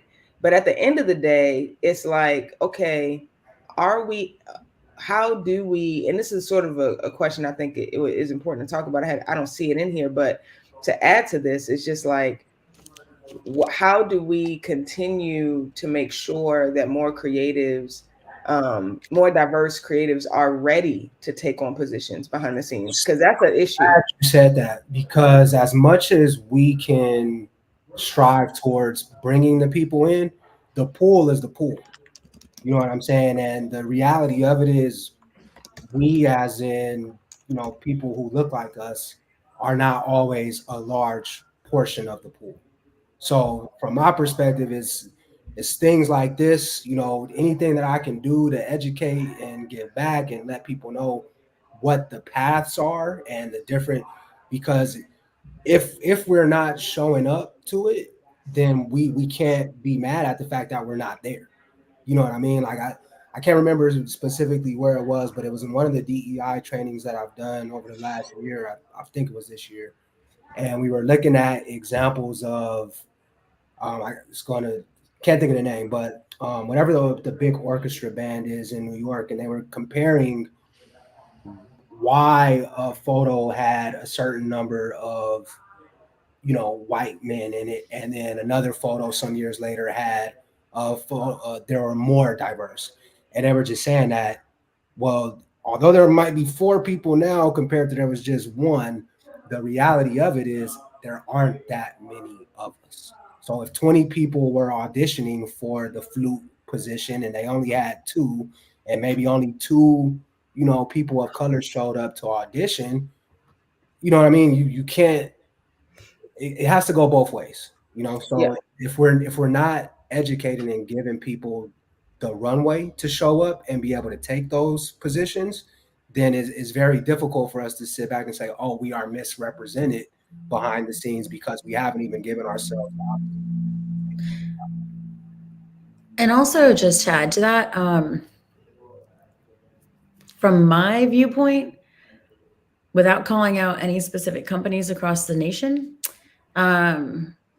there are some that I've seen, I have seen some change overall in diversity in, sex, race, ethnic backgrounds, and all kinds of stuff.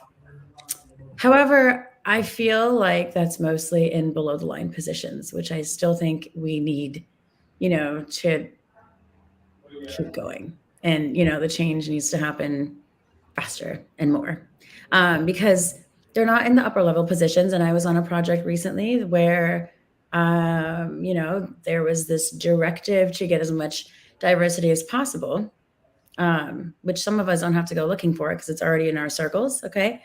And as the hiring manager on the show, I was like, that's easy. But then they had filled all the positions of power on the show with people that they already wanted. So then the only positions available were PA and coordinator positions for diversity. And I think that was right. So I think that we still have a ways to go. That's a big deal.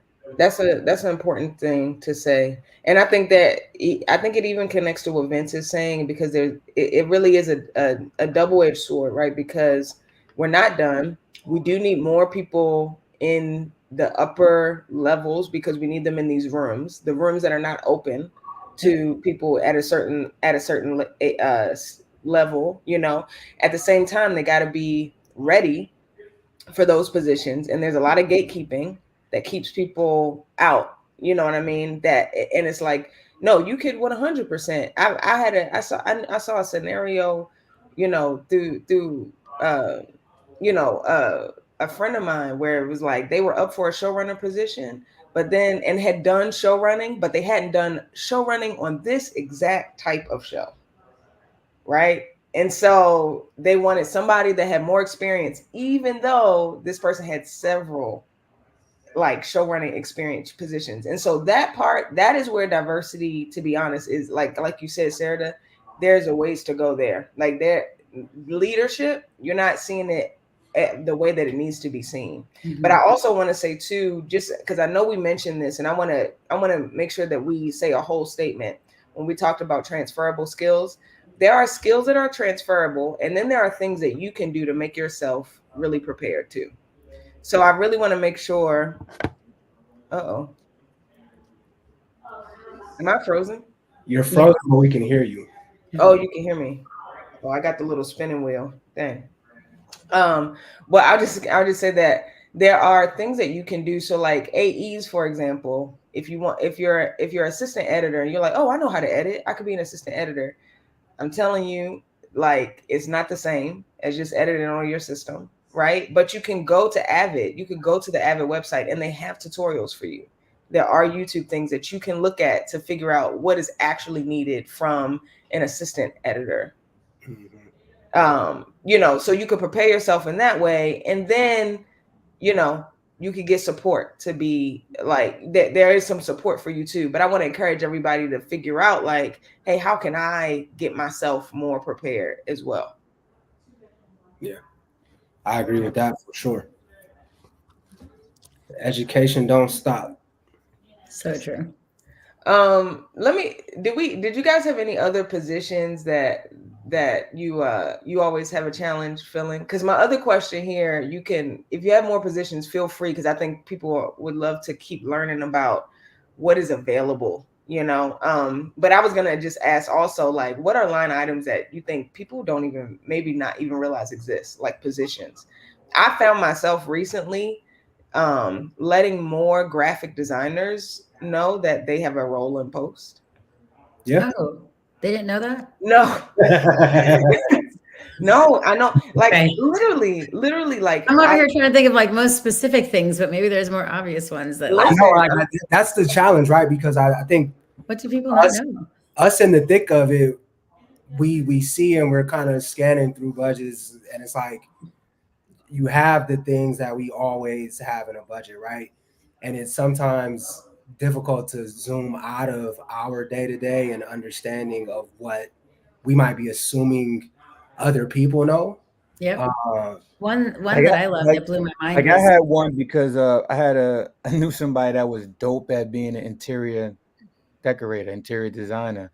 And I told him, well, you can be a set designer or prop master or something like that. I mean, it's kind of the same thing. You just decorating the set, or placing props, and if you're doing the bedroom, if you're doing the kitchen, like, photographers is another one, right? Like I know we've been doing a lot set more photographers. yes, set photographers. Something that we've been tasked with for a number of different reasons. Be it we want to push things out to PR, or just highlight more of our behind the scenes talent. So that's definitely something that has become more of a thing for any of those who might be like me and just be enjoy taking photos. You know what I'm saying? Like that, this is an opportunity to start doing more of that. Um, There's I also I if actually have you a fun one. Oh, I'm wait a minute, sorry, go go ahead, ahead. Sarah. I know Go Sarah was ahead, go about ahead. to. oh, I was gonna say if you were somebody who liked to look at those pictures of the same image next to each other and you have to pick out what things are missing from one picture to another, then you could be a script supervisor or a oh, continuity manager. I love those games. Oh, that's such a fun job. It's like from take to take, you have to like if somebody drinks a glass of water, you got to make sure mhm. that glass of water gets filled before they do the next take. Like that's, and then like mention if the lighting changed, you have to like record that. It's just note taking Yeah, from what's different from one scene, not one scene to the next, from one one take take. to the next take.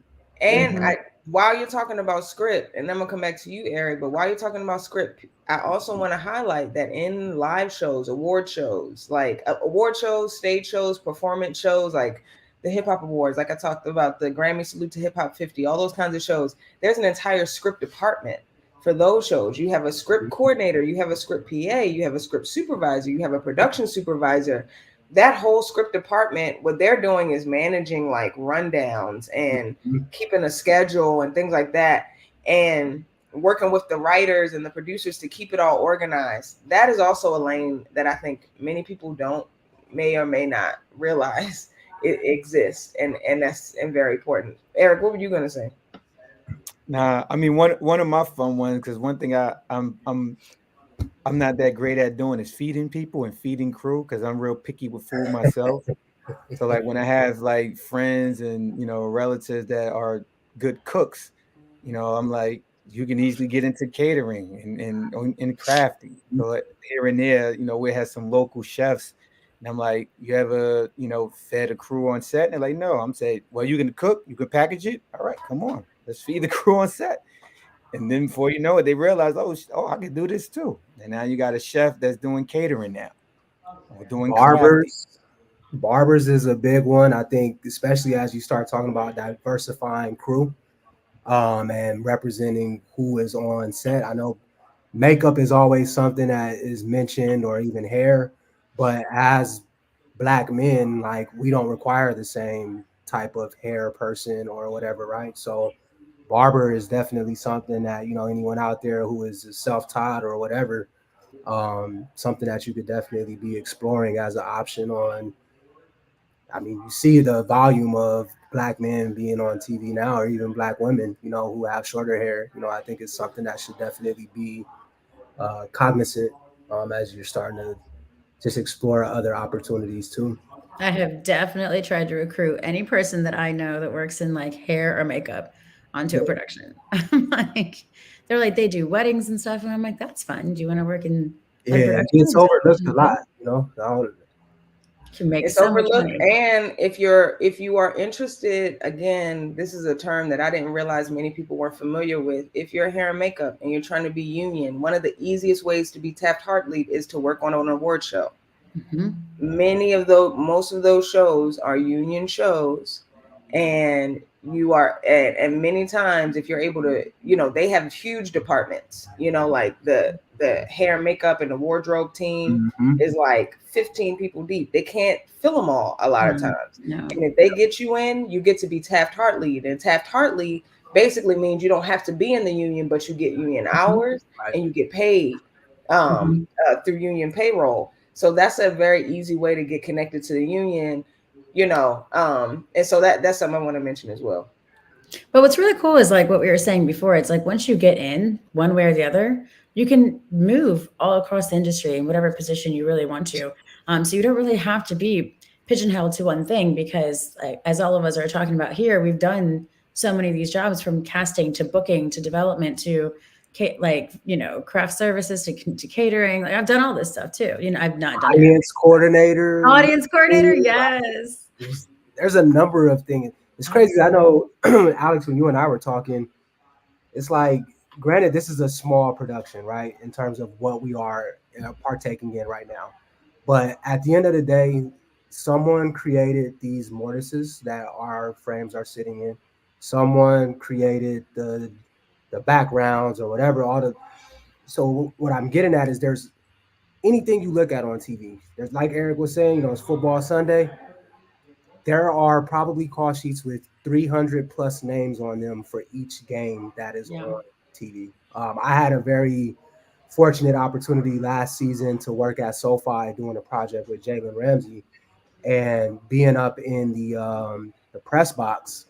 Like I didn't even realize that was a thing, but like there are outlets all up there, down in the one down on the pit was where you had all your camera crews and your audio mixers, boom operators, and all of those different things, So as you guys are consuming things, just sometimes just take a look at the credits. You'll see some random things in there that you're like, oh, this was an assistant role for something that you had no clue even existed, and it might unlock an entry point for you because I know movies and feature films probably have some of the longest credit crawls out there in the world, especially when you start things with animation. Totally.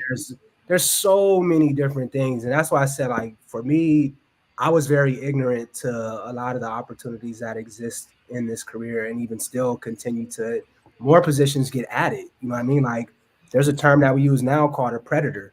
A producer, editor, shooter, someone who can go out and do things on their own as a Swiss Army knife and come back and post it up on Instagram the same day, right? It's like there's a different type of content lane for a number of different things, and it's just a matter of you figuring out what, how, and where you want to enter. Exactly. Okay. Well, look, I wanted to give you guys an opportunity to wrap it up. If anybody's watching and you have questions, drop it in the chat now. We're about to wrap it up. And I think I tried to post a comment, but it didn't work. But if you're not familiar, IMDb is a great way to go look at credit lists for every show. Just to, if you're in a place where you're like, what are all the roles? You know what I mean? It's just helpful. If you're not gonna watch, you can just also like sit and watch the credits of a show. I know Netflix be like pushing us forward to have to skip the credits, but just pause, watch them. Yeah. You know what I mean? That's actually a very simple way. There was a and Tamara, I hope it's Tamara, Tamara or Tamara, I'm sorry, but joining us from the UK, she was asking about, she's come in and she wants to do runner and PA positions, and I was just telling her almost exactly what you said, Vince. It's like, look at the credits and then and join some Facebook groups too. A lot of times now in every city there's a different Facebook group, right, for PAs and things like that. But one simple thing is just like, if you look at the credits and you see who the production company is or see who the production manager is, most of the time they're on LinkedIn or something. Send them a message, and I guarantee you this: if you are pitching yourself as a PA, people actually probably pay attention to that more than a producer. Yeah. Right? Because there's so many levels and layers of trust that come into play when you're talking about producing and directing and all of that.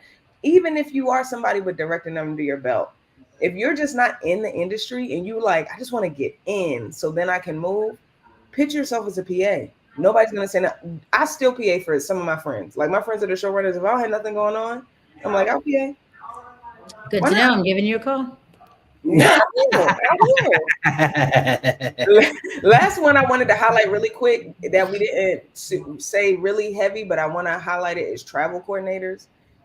People, if you are somebody who's like, you know, don't mind like just searching for flights, looking for good deals, hotels, like all that kind of stuff. That's also a very, very important role. Talent coordinators, it's a whole lot. We could go forever, but I just want you to, I think the best like takeaway from here, action item, is if you don't know where you fit, then I would go look at the credit list and see. But then if you do know where you fit, you probably are like 1 degree away from somebody that you could just like connect with. So start paying attention to who you know. But you guys, I want to give you an opportunity to wrap up. Yeah, I Yeah, mean, I would just say, go ahead. I'm sorry. Go ahead. We all start at I would once. just say for those who may be at the entry level, you may not have a lot to put on your resume at this moment to actually intrigue folks to hire you. One thing that I did early on, I utilized like on my resume, I focused on hard skills and soft skills. Like I had a section that highlighted what some of my hard skills was, and then what some of my soft skills was.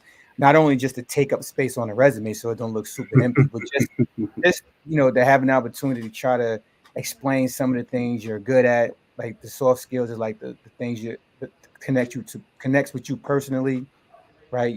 Maybe a good leader, good thinker, great communicator. And then some of your hard skills is like maybe you're good with Microsoft, maybe you're good with Excel, maybe you know how to use Movie Magic, whatever it may be. That utilize, and you can Google like soft skills versus hard skills. That utilize that topic, like those different skills on your resume to try to help you stand out from some of the rest. Um, and just understand that you don't have to have all the experience to get the look. Sometimes, it may take longer. You may have to jump through more hoops, but you just got to be persistent. Just keep at it. Trust me, opportunities will come. There's a site called staffmeup.com. That's a dope like platform to go especially at the entry level, like Alex said, with PAs and coordinators, they're always looking for those entry levels. So if you're trying to look just to get in, get your feet wet, I would definitely recommend staffmeup.com, create a profile, apply for positions all over. If you're willing to travel, cool. And it comes. Just stay persistent. Don't get discouraged because you may not get in response to any opportunities early on. And Vincent and Sarah, as you guys wrap up, if one of you can incorporate into your answer, there are people watching this. Not everybody's entry level, right? Not everybody is not in the industry. There are definitely people watching this who, they have a role. Like, Tamara in the comments was just saying like she found her lane being a male grooming specialist. Sound like she needed to send her resume to Vince. But but I'm just saying there are people in here that know their lane but are still like just trying to maneuver, right? So even as you wrap up, if you could think of any like tips for them as well, if you know where you are but you're trying to penetrate a little bit further, what would you say? I would double down on exactly what you were saying earlier about like just reaching out to people. That's something that I can't speak for everybody, in this industry or even on my level or, laterally close to it. But because of my experience and me wanting to really be a vessel, I make sure that I reply to every time someone connects me with another individual, regardless of what their entry level is. Be it someone who was, like you said, very seasoned and who just wanted to try to get in with Spring Hill. Like I get outreaches like that all the time from DPs and cinematographers that are very, very skilled, have produced music videos that we all know and love, but want to work with Spring Hill or do content in this space. And I'm like, the least that I can do is reply. So I definitely encourage that. I'm a victim of it myself in terms of scrubbing through something that I like. Oh, I want to see what editor did this. I go search that person's name. Let me just find them and see if I can message them, see if they'd be interested in working with me. So definitely please do that. I'm happy to share my contacts, if anyone wants them, email, whatever. But I'll definitely want to offer myself as, someone for people to contact. But the main thing, like I said, is just not being intimidated or scared to contact someone who might be in a position that could potentially help you get to where you want to be. And my response is completely and totally in that same lane, because it's like, I've had this conversation with hiring managers multiple times, and I ask them every time, because I definitely do, I'm sure you guys do, like talk to people probably on a weekly basis who are either in the industry or want to get into it. I look at resumes all week long, and we're hiring managers. We're constantly hiring. And if we're not hiring at the moment, we know many people who are. Mm-hmm. So I ask people, hey, of all the people that you tell to stay in touch with you, how many people actually do it? True story, it's less than 1%. Mm-hmm. Not joking. And I mean, like, let's say in a calendar year, I talk to 500 people. Maybe one will stay in touch. And I will tell them there might be times I might not respond. And it's because I don't have anything. When I was an associate producer, I was AP for 5 years. And I decided, no, sorry, I was an AP. I was also a coordinator, kind of both. And I wanted to make a move to production management. And when that happened, I remember, I reached out to this woman who was a producer of mine on a previous show a couple of years before. And I had been reaching out to her for 2 years straight. And it was probably once a month, maybe once every other month even. And she would never respond until 2 years later. I finally got a response 5 minutes after I sent her a check-in email that said, hey, I have a production manager job for you. Do you would love for you to fill it. Can we talk later today? And that was my first PM job. And it was for a Travel Channel show. And like, that was 2 years of never hearing back from her. But I'm like, I'm not letting my entire career, like, I can attribute most of it to networking. It is so important to, once you get any contact information for any person in the industry, even if they're a coordinator, that coordinator might be a line producer within a year. Yeah. It can definitely happen, or a production manager, and then they're going to hire you. Like, you just never know. So that's so sad that it's less than 1%, and that multiple people to this day have said that. If you meet somebody in the industry that's in any position, but definitely a hiring position, don't ever let them go. Yeah. Best advice I I can want give. to double down on it again, man, for real. Like, because I tell people all the time, same like you, sir, that it's like, please reach out to me. If I don't respond, it doesn't mean that you're getting on my nerves. Yeah. You know what I'm saying? Like, because of all that, I tell them, I say just like this, I just have so much stuff going on. I might go to respond to it, and maybe I just don't, because I got drifted off into doing something else, and now a few months go by. But please, please, please, please, please stay on top of the people that you know who are in. And if you don't even know them, like I said, if we're able to give you all our contact info, I will reply at some point. You know what I mean? I'm pretty sure mine's on the internet somewhere. And let me get discouraged if it's not that same day. Like that's the main thing. Is like, don't take a not immediate response as someone not messing with you. You know what I mean? Like, because we are all very busy, and people who are in these roles have jobs too, right? But we want to help, so please, please, please, please. And if I could give you practical advice too, you guys, if you're like, I know what you're saying, because I've been there too, where it's like people said reach out, whatever. Listen, y'all, my direct story about reaching out, I'll just tell you, like years and years ago, Anthony Anderson, we had a moment on set, we got through it, we were cool, and he was like, hey, yo, keep in touch with me, like just keep in touch. I was so scared. The next month he got Blackish. And I never followed up with him. But I'm telling you, I know that I probably would have been in his ecosystem if I had, because we had such a big connect moment. I tell that story a lot because it's just you just run into fear, right? And so we're just trying to dismantle the fear. But I also want to tell you something practical that I tell people. If you're really not sure, like, can I really reach out? Set an alarm on your phone for once a week. Follow up every week. So it's not too much, it's not too little, but once a week it's all about recency effect because everybody's moving so fast. Exactly. Whoever's at the top of the queue gets my thought. It doesn't even matter. You might be at the top of my queue and not even be the best person, but you're at the top of the queue and I just don't have the brain power to think deeply about it. So just set an alarm, whoever it is, figure out who your next person is. If you're in makeup, who's that next person that's in makeup that you're like, I really want to connect with them. Whoever it is, hit them up and then set an alarm to do it once a week until you get the response. Eric, wrap us up. Any final thoughts? No, I agree. The networking part is important. I think that's the perfect way to wrap this up. I think all of us probably have a story where us being persistent, staying in touch with somebody to get the first opportunity. I remember I harassed the person at BET probably for like 6 months until they finally brought me in for an interview. So definitely be persistent, keep in touch with folks, be a sponge whenever you get the opportunity to be around those in the industry that, obviously that you're interested in, and climb the ladder from there. I like that part. I like the be a sponge part because I think that literally breeds you for success. Because in order to make a change, you have to know what you want to change, and in order to know what you want to change, you got to actually know what environment you're in. So as much as you can be a sponge and soak up everything from every perspective, then the better. I will also say though, once you're in the industry, and I've had this question a lot, that I know a lot of people who got into the industry and then they bounced around in multiple positions. And then they're like, oh, I can do this and I can do that and I can do this. My best advice, pick a lane.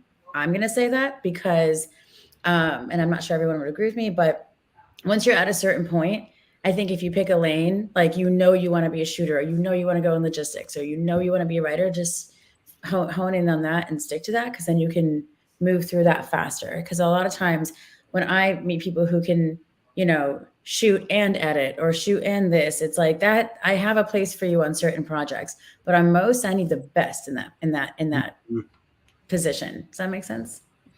It does. Okay. So my last bar is, and I live by this even now, still in this point in my career, is don't be afraid to fail forward. Right. I think a lot of times we're hesitant of taking on opportunities, going after opportunities, worrying about if we can do it or not, worrying about if we may fail at it. Fail forward. Go for it. You fail, learn from that experience, build on it, and it'll take you on to the next. Awesome. Love that. Well, guys, we're wrapping up here. This has been great. Like I said at the top of the call, if you weren't here, I'm a producer, but I'm also the founder of Crew Call, which is a hybrid physical and virtual learning community for creatives below the line. Really trying to create education and ecosystems in places that aren't necessarily the main hubs for the industry, but the industry really is everywhere, right? And I want you guys to know that, and I want you to know there's opportunities for you everywhere. And so if you want to be a part of Crew Call, my information is going to be put in the chat. If you want to know more information, we're going to be doing more things like this. Thank you for the Black Arts District for partnering on this. And it's been great. Thank y'all for joining Eric, Vince, and Sarah today. Of course, it was a pleasure. Thank you for having me. You. Looking forward to the next one. Yeah, man. Appreciate it. Have a great day. You too. All right, take care. Bye.